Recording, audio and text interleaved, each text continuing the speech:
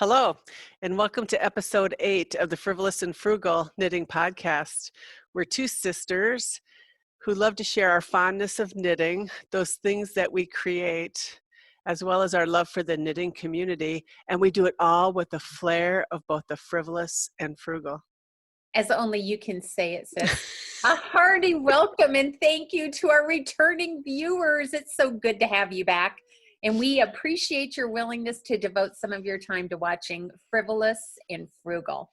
And if you're new, a hearty hello and welcome to you. It's our hope that by the end of this podcast, you'll have a nugget or two to take away and share. And I hope you also enjoy two sisters who love to knit. So without further ado, grab your knitting, a note-taking device, and your sense of humor. And Dawn, if you will, let's kick off episode 8. Well, maybe you should introduce yourself for new viewers. You know, you're brilliant. You are brilliant. Hi, I am Frugal Miss Penny, and I love to knit just as much as my sister does. Do you want me to say anything else? Well, maybe that we're one of 8 siblings. We grew up in a small town in Iowa, and now we're spread across the country. So we took a little break because it was just getting hard for us to meet, and just kind of life got in the way. So with this pandemic, my sister has convinced me to do Zoom. Now, mind you, listen to your big sister. She's been wanting to do this for the better part of a year, and I'm like, nobody does Zoom. All right, so here we are. Say, hey, what's around your neck? Oh, hey, thanks for asking. This is Geology by a very busy monkey. And this is one of the funner projects that I've knit. It's literally looks like strata of geology. So there are 6 or 7 different patterns. And I happen to knit this in sweet fiber, sweet merino light. Very nice, lightweight, and soft fiber. So yeah, I like it. It's kind of small, smaller than what I usually like. So I think I have it held together in the back with a diaper pin. Oh, no, that's what we use to keep socks around our neck with Vicks to keep us healthy during COVID. Anyway, Dawn, what's around your neck? This is Diamond Duality by Lisa Ross. And I think you can see it a little bit better if I take it off. Hold it up. So hence the diamonds. Isn't and so it I think I can talk and not see the camera. So this is 3 Irish girls, and I don't remember the colorways. They're on my Ravelry page, but bought that last year at Stitches Midwest in Schaumburg. So I don't know what it is. I really like her patterns. They're well written. Yeah, and it's pretty big, so I don't need the diaper pin. But should you need one, I think I might have an extra that I'd be happy to share with you. And I'm sure it was the one that we used for the youngest of the 8 children when he wore cloth diapers. The baby. The baby. Oh, hey, I got to show you a trick. Oh. I saw Stephen West, in February. Right. Tell us a little bit about him. Somebody asked him what's the best way to wear a scarf. Yeah. And he said he just takes his scarf and then bunches it up like this. Okay. And then just throws it around his neck. Really? Yeah, and then adjusts it. So I just thought that was pretty cool. And then you just kind of play with it. So I like that. Yeah, that was kind of fun. All right. So take just a few seconds and tell us about seeing Stephen West. I did not fangirl, for the record. Inside, I was dying. I took a class of his it was about shawls. And he has a whole book out about shawls. So he talked about the different ways to design based on shape. He, of course, is a color fanatic. And so we had to bring 10 different skeins of yarn with us. And he was such a good teacher and so personable. And he had all of his shawls there, of course. So I found it so... I learned so much more if I can see it and feel it and wear it. I would not have told you that I ever would have knit some of his shawls, but boy, when you try them on, and you see how they fit.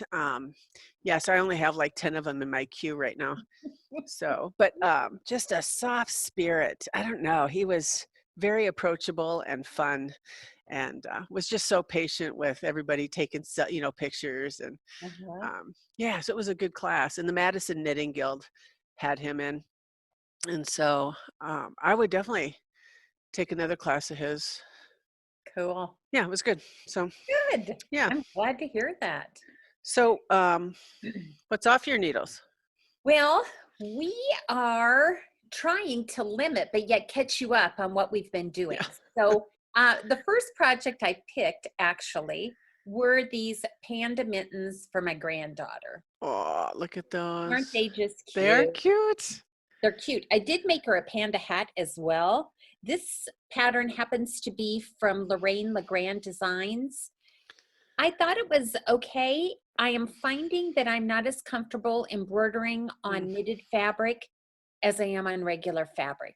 I don't know why. I don't know if it's the fact that it doesn't lay as straight or nice is what I like, or it could be the fact that I need a lot more practice. But anyway, I just use Baracco Vintage DK, easy washable, so that they can wash them when they wear them. So that was good for me to get off. And I have to say, I'm not much for embroidery or these small putsy things. So I had to really push through this, but I'm glad I did. And so I'll cast on another pair of mittens here shortly for the girls. So you can send them to her now. Yes, because they were their 2019 Christmas gifts. And we no longer, and the snow is gone, we hope. So what's off your needles? This was a recent one, but Woo! I know. I'm obsessed with brioche, so I'm going to learn it if it's the last thing I do. So this is a class I took for this Shawl spring taper. So it starts off with garter, but then when the brioche started, it was also with short rows. So that was a challenge, and it's huge, but I'll kind of come down the middle. And I don't know how true the colors are showing, but it's gray, and then here comes a pop of teal. But the reason I took this class is for the border. Oh, I wanted to my learn goodness. how to do increases and decreases. Oh, Dawn, that's a Yeah. beautiful picture. That picks it up nicely. Yeah. Oh, okay. And then I have to chuckle.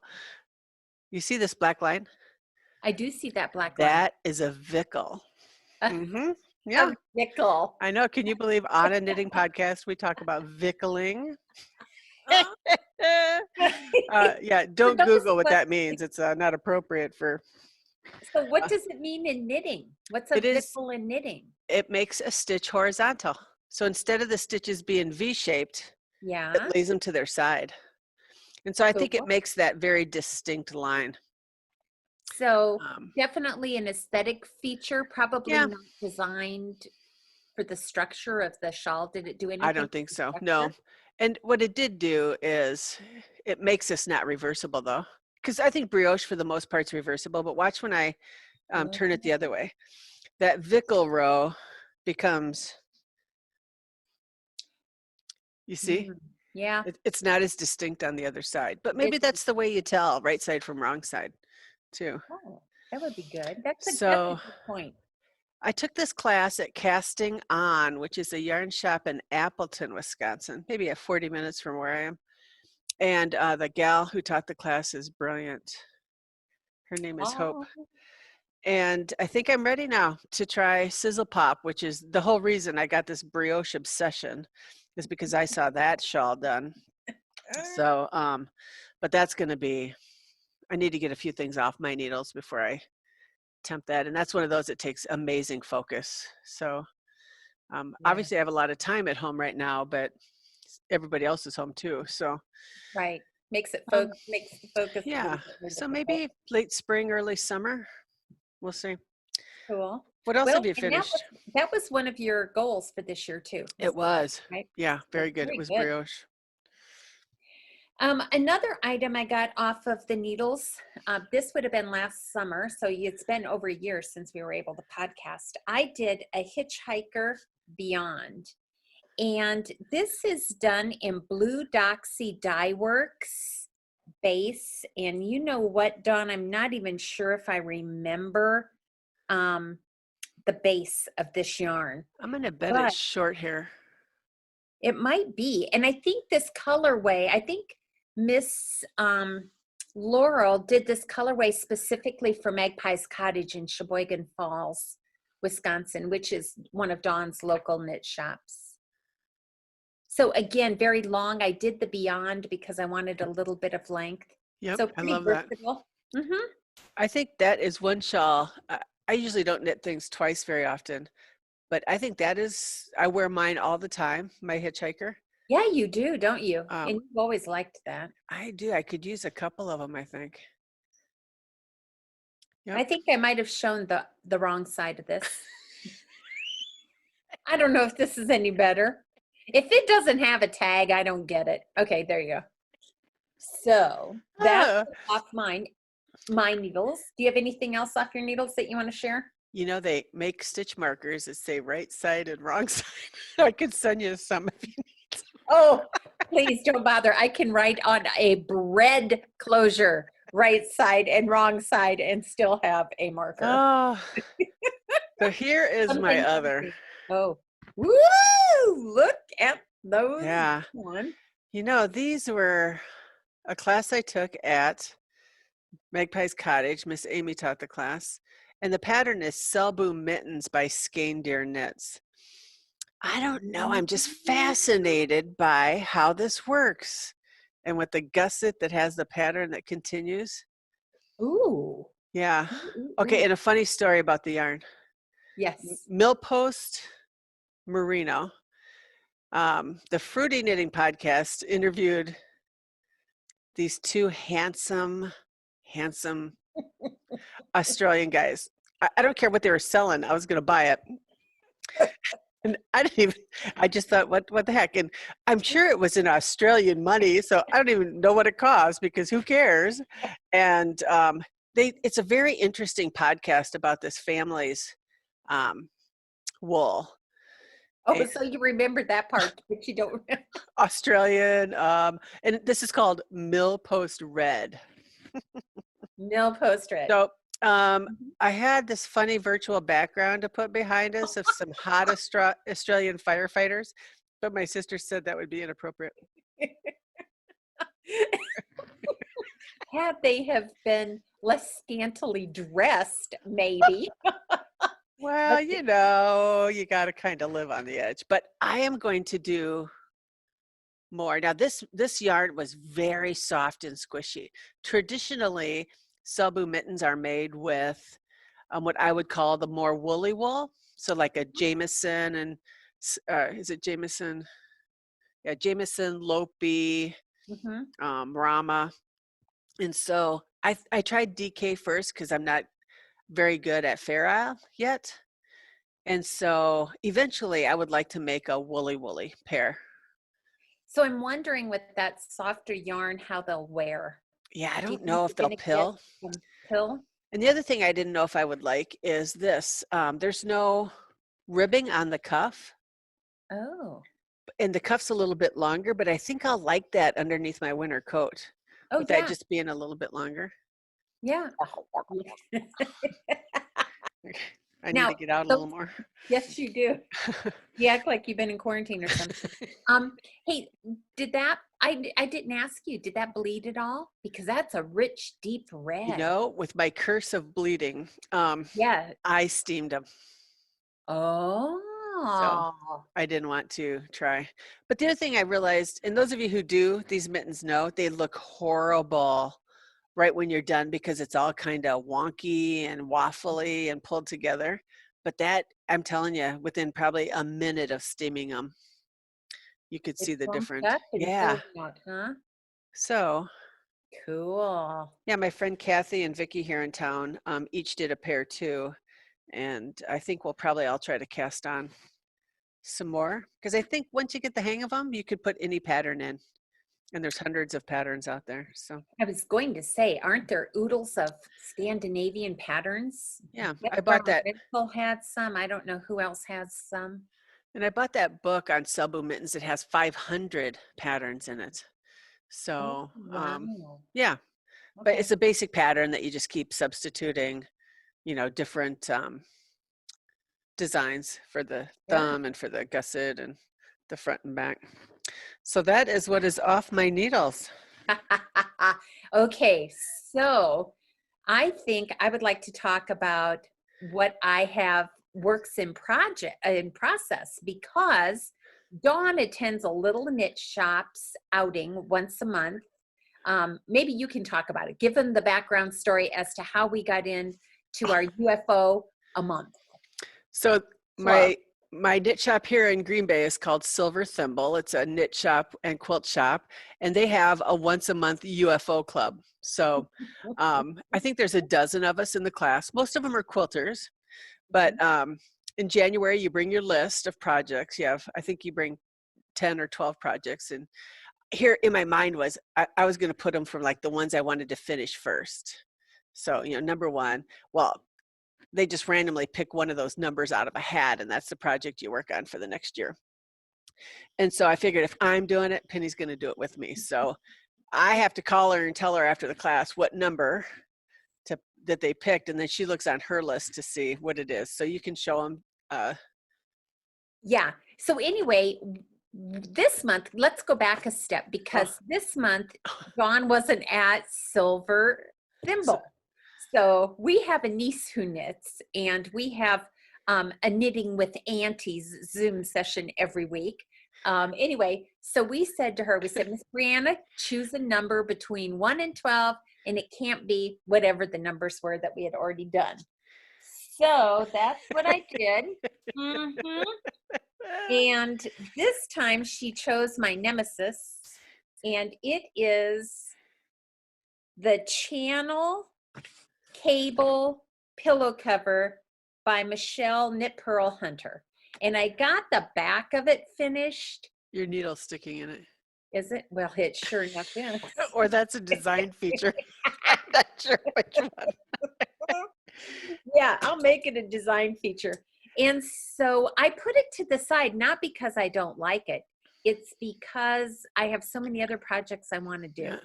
But lo and behold, she selected number 5 or number 8. I can't remember which one. And this was my project. So I'm doing it in Kenzie. And we're supposed to finish it before the last week of the month. And then she'll pick another number for us. So I can't remember. Oh, yeah, I can remember. Mine's Okay, done. go ahead and talk about what your UFO of the month is. So mine was, I'm gonna have to step over here and grab it. Was this was a kit? Oh, there I went. FUD is fuzzy. Oop, fade. My camera is gonna have to figure out what to do. It is. There we go. It did. This was called the Lacy Gradient Kit. It was a kit I bought from watching the 3-Ply Podcast Girls, and their knit shop is Elgin Knitworks. So I called there and got this kit that I think Betsy from Elgin just put together. Yeah. So it's feather and fan, but what I found unique about this, it's the same pattern that just keeps repeating. Size 5 needle, size 6, size 7, size 8. So. You know what I forgot to ask? And it only makes sense, but you do the pink in the same needle size as your contrasting color, correct? I do. So right. So I started with the 5 and then 5 and then 6. Okay. And otherwise, if you remember, if not, you just switch as soon as you can. So. And I didn't block this aggressively at all. I just kind of put it out on the, and I have no idea what the yarn was because it was little kits with like little hand spun minis. So, yeah. So we were talking last night with our niece about how you would wear that. And I think she had a couple of good ideas, because as a cowl, if you're short necked, it kind of bunches up underneath. But if you're smaller shouldered, you could certainly pull it over almost like a capelet. Or you could wear it as a snood. Yeah, I just found a drop stitch. Oh, I'm glad I found it. I'm just going to put a marker in there. Yeah. Yep. Mm-hmm. Yeah, so She's small enough frame that she could put this part, right over her shoulders. Oh, and just look cute as a button. Yeah, I know. And I wear it and I look like this Shar-Pei dog. I already have a couple of chins. I don't need 4 more. But a very fashionable one, Dawn. So if anybody would like this as a Christmas gift, just leave a comment below and it's yours. Yes. Oh, that's funny. Okay, and then we have another project that we thought we'd share that's on the needles, and mine is in its infancy. And if we have any of our dear knitting friends who are watching the podcast, please correct my pronunciation of this pattern. I believe it is an Irish name, and I'm going to pronounce it Inishmeane. And what it is it's a wonderful gentleman's sweater. And one of our sons asked me to knit this for him. That's beautiful. It is. So what I'm using is Erinmore, which is a Donegal tweed from the Fiber Company in a gray tweed. Yeah, I like that. So this is the folded hem. I just got to the point now where I need to take off my provisional cast on, fold it over, and then I can start the body of the sweater. So this is why I haven't picked up the channel cable pillow cover, because I promised this to him. And how many months have I been working on this, Dawn? Oh, a couple maybe, because you did such a nice swatch in different. And I should have probably saved that. But for those of you who knit garments, you've probably already mastered the swatch game. Typically, I don't like to take time for swatching because I don't like to take time for swatching. So I just, and that means I have to reuse my fiber and then re-soak it. And anyway, but I decided if I'm going to knit this for this fella, I'm going to make sure the gauge is right. Well, I believe it was you, Dawn, who told me, Ann Bud says, you know what, really, if you're going to knit a garment, find the fabric you like first and then go ahead and adjust your gauge.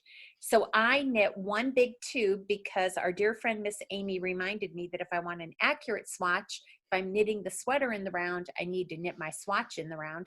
So I knit a tube and used 4 different needle sizes to compare the fabric. And then that's how I determined what needle size I would use to do it. And I've frogged it 3 times since then because I don't know. Anyway. And nice yarn choice. Oh, Miss, that's not frugal. I know, but it's for one of my dinky darlings. I know what we do for our family. Boys have very good yarn taste, fiber taste, like our nieces. They know nice yarn when they see it. And you might as well I always think knit with the best that you can afford. Absolutely. So, there were times in my life where either I didn't know or I just didn't have a lot of extra spending money. So you just knit with what you can afford. Sure. And now knit with whatever Visa says. Okay. Whew, my pandemic spending's gone up a little bit. You think? Hence the name Frivolous Dawn. I'm going to try to go one day without ordering from Amazon. I double dog dare you. You can't take the challenge. No, I'm not. What else is on your needles? So this is Storm by Locatelli. Ooh. And you can see it's just sections of drop stitches, eyelet stitches, and there's some short row wedges in there. And here, it's a paid for pattern, but it's a 1 skein pattern. And I'm sure there are many knitters who started their knitting the way I did. I just bought yarn because I thought it was pretty. Mm-hmm. So now I have all these single skeins that have nothing matching to go with it, but you love the skein. So that is why I think this pattern is really nice. So I'm just working on the final garter edge and then a picot bind off. It's not going to be huge, but I think I'll wear it often. So this is yarn by Suburban Stitcher, and I bought that last year at ZK. the zombie apocalypse. And you might have to help me, Penny, with the pronunciation. Rorschach. Rorschach. Yeah, that isn't that the blot test? It is. Yeah. The So. psychological red and black blot test. All right. And it Well, depends on your dialect as well. and Yeah. I must not have passed it, but hey, and No, there's but thing I found. what? Joanne from Magpies ordered me 60-inch cables. Are those the 60-inch Yeah. cables? So they're fixed circulars, but with my big shawls, sometimes my 40-inch ones are crammed with stitches. Because once you get around 400, I think it makes it a little bit harder. But yeah, I'm telling you, I like the 60-inch. And these are, I think it's Chaigu or Chowgu, red cable. The cable is fantastic. Yeah, I do like the sturdier cable. I don't care for the pointy needles as much because I push. And so because I push my stitches, my fingers get a little, yeah. Would So you that hold is, it one more time so I can see how deep it is? yeah, it's not very. So it's along the same lines as the Hitchhiker, shallow but long. Okay. But you know me, I'm gonna block the, This yeah, I'm a very aggressive blocker. Probably getting close to yarn abuse. So. I was gonna say, perhaps maybe group therapy might be in order here. There's probably some hidden aggression in your childhood. Yeah, well, if you take my insurance card, I'll gladly. Are you just speechless? Anyway, hey, before we wrap this up, let's talk about what we've learned or a technique we're doing, because I think that's okay. Dawn, would you please like to share? Once a teacher, always a teacher. I still have one more. What's on my needles? You do? My Cheri Chevron. Your Cheri? Oh, look at this. Oh, look at that project bag. And then look at the back. I don't know if that's backwards or not. Dawn. But I bought these dishcloths when I was at Mackinac a couple of years ago, and Miss Joanne at Magpies just made me the project bag. So that was very kind of her. So project bags. Oh, now this shows up nice on camera. Oh, it sure does. That is so pretty.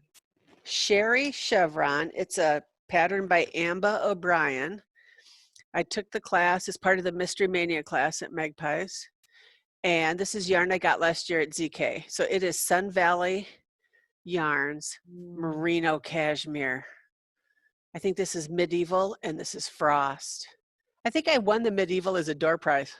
And then I picked up the Frost. But yeah, now most of the ladies at the shop are doing it like with a mohair for one of the colors. So I'm just a little over half. So it's going to be a nice long one too, isn't it? I think it'll be long, maybe a little deep. And again, I'm going to pull that pretty hard to block it.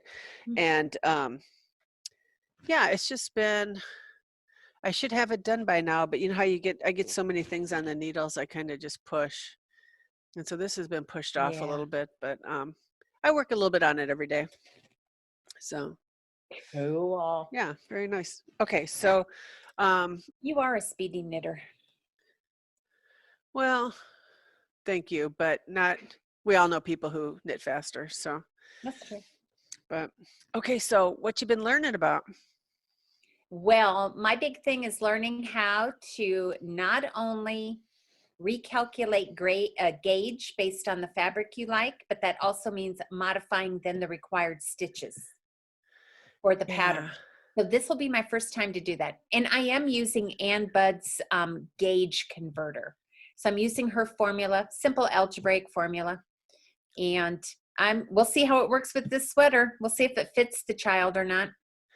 Yeah, and I don't knit garments, so all I know is what I learn on podcasts. So. Yeah. Or I shouldn't say what I learn on podcasts, what I listen to, because I have an addiction. No, please do tell. Yeah, knitting podcasts. You do. I know. Like the knitting podcast queen. So there's the one podcast I listen to. It's a young lady from Britain, Ellie. It's called Craft House Magic. And she decided to do a shawl along for the next couple months. Well, why not? So then now I've got to cast on shawls for that, like it's some assignment. We're trying to use all of our yarn before we go back to ZK in June. So I'm trying to do projects that use that. And then somebody recommends a new pattern, so I've got to do that. And see, I sucker for all that stuff where you're much more methodical, I guess. I don't believe it's in the DSM, but I would diagnose right now that you clearly have FOMO. I do bad. Yeah, I do. You do. I know. Oh, wow. So that's all right. So Okay. Yeah, it is. That's why that UFO club is so helpful for me. Yeah. Is I did have 12 UFOs to put on that list, and I've done 7 of them. Have you really? Yeah, and the other ones are big projects, though. Where it's a big shawl. Like, I won't show you what I'm knitting on because that'll be for the next podcast. But it's Okay. a big Stephen West shawl that I'd kind of put aside. So, and I think I need to keep working on Fair Isle. So for the Selbu mittens or for Fair Isle hats. So I just think anything else that, like, we're only going to learn by doing, and we're going to learn by making mistakes. Absolutely. And I'm okay with tinking back or frogging things. Mm-hmm. So it's just a process. Oh, word of wise, maybe follow the pattern. That would be a good place to start. That would require both of us to be attentive to detail. Neither of us are very talented. Yeah. Oh my gosh, yeah, I'm not. And I think too with the pandemic, I have learned to appreciate the knitting community more than ever because we can't get together face to face, but little groups of us are meeting on Zoom or whatever other video platform you're using.